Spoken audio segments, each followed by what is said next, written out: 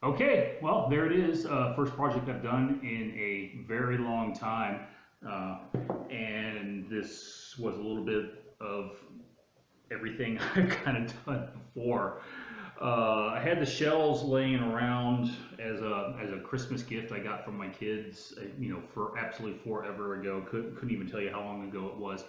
And then went ahead and made a frame, very simple frame out of redwood, and then just added the epoxy. So that was it. Something quick and easy, simple to make, and I think it's going to look very good up on the wall back there, with against the blue.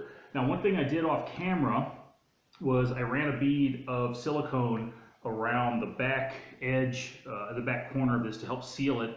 That way I wouldn't get it, that way I shouldn't get an epoxy leak.